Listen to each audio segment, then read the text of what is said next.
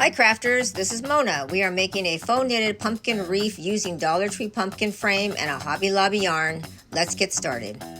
Start at the top, tie a knot where the stem is, and just go around with your yarn over and over again around the frame.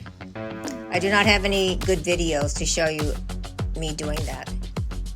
So the second step would be you're tying a knot at the first rim, tie it tight, and just keep going around and around. And what I do is I do a lot of the wrapping around first, and then I pull it at the end, and then that's good enough, and you just keep wrapping it around again. So keep going around and around, pull it tight, tie a knot at the end, and then move on.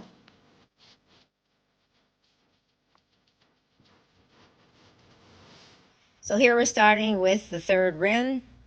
Still the same. You're going around and around, and you might as well just watch some TV because it's just the same process over and over again. And by the time you know it, you'll be finished. But hold on.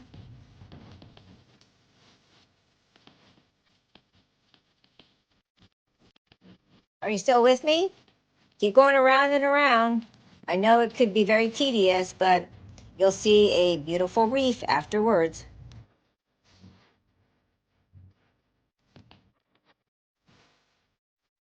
Now you're working on the fourth rim. Time goes by really fast. So tie a knot at the end again, and same process, going around and around.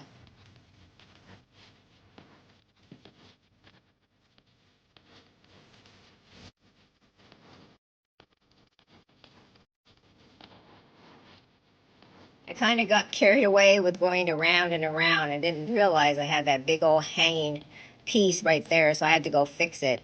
So that's what happens when you're going around, you're watching TV, you're distracted, the cat's meowing at your leg. What are you going to do?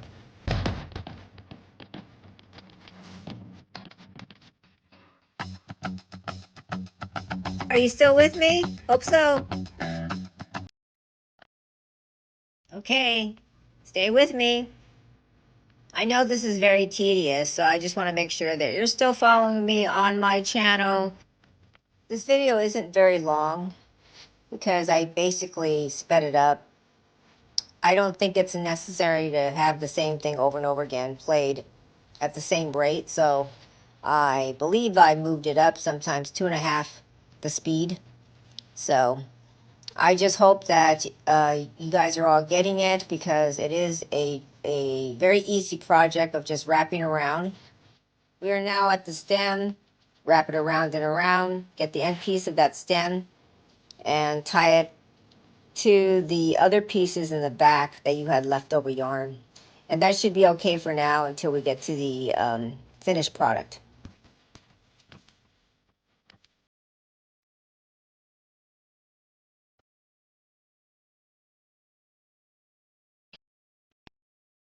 Now we get to the fifth rim, and you see that I am approximately seeing how much yarn I need to wrap around. It's better if the pieces are actually smaller because they don't get tangled, and I had some problems with the yarn getting tangled.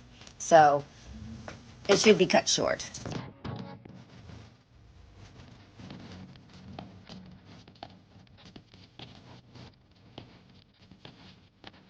Almost finishing with that fifth rim. Almost there. Keep with me.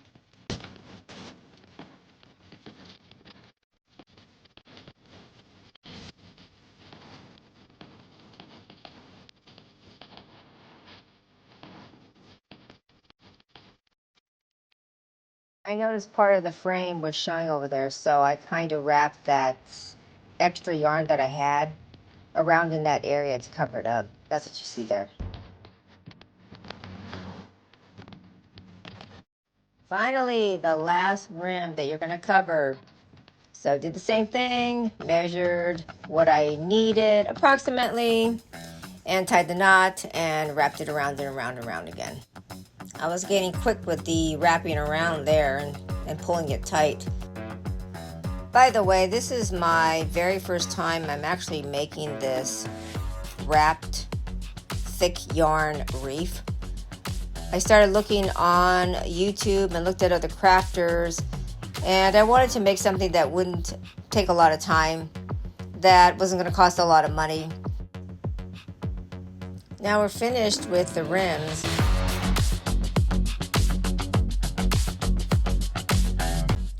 Okay, here we go now. We are starting the bottom, from the bottom up. I'm kind of calculating what I need. I think next time when I make this, I'm going to think about cutting the yarn in smaller pieces. It's much better to handle. Also, there was an idea that I had to put it in a big baggie and put the baggie through in and out, instead of having all this thread getting tangled up. So that's my tip for you. When you do this project, don't do as I do. It's better if you just make them smaller cut pieces, easier to handle, and it doesn't get tangled, so you don't have to spend a lot of time untangling it.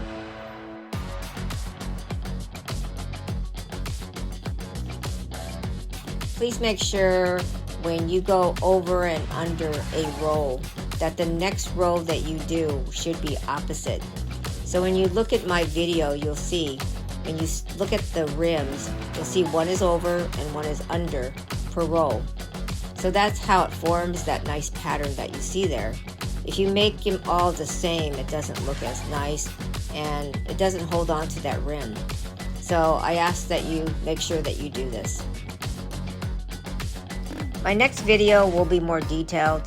I have taken these videos on a tripod that I had, and I didn't have the correct one to shoot overhead.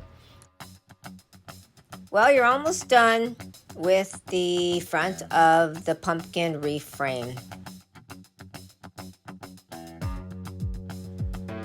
You're going to cut all the tails off from the back and hot glue it, and it'll look nice and neat.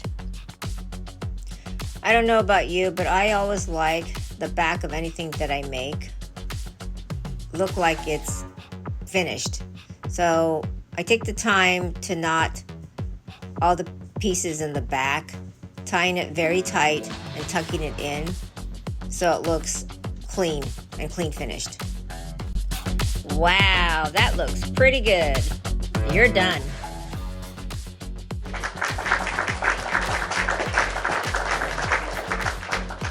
These are the 2 ribbons that I used, plus the sunflower. Decorate your pumpkin any way you want, using different trims for different seasons. Now I'm working on the bow. It's approximately 8 inches, so what I did is I just kept folding it over between 4 and 5 times. I didn't make a really big fluffy bow because I didn't have much of the ribbon left. And then I tied a knot in the center using what I had, because I'm going to cover it with a rust color ribbon anyway. So that over there is just, so then I just held it down because I had that little piece left. You'll see that I'll be fluffing it up. And I do not have one of those bow makers that some of the other crafters have. I just fold it over back and forth. I have looked at videos of making bows and stuff, but for this particular project, I'm just going to move it out, push it out, fluff it up, and it should be okay. And the next step would be putting on the tails. So I measured around 10.5 inches. The bottom where you see there, I cut it off, and then I dovetailed the edge, the ends, and I just took a look at it, put the ribbon on top of it to see, and then I took the centerpiece, I cut it 3 inches, I folded it around the bow, I hot glued it on, and there you have it. I hope you enjoyed this video. If you did, please like and subscribe. Thank you. Aloha.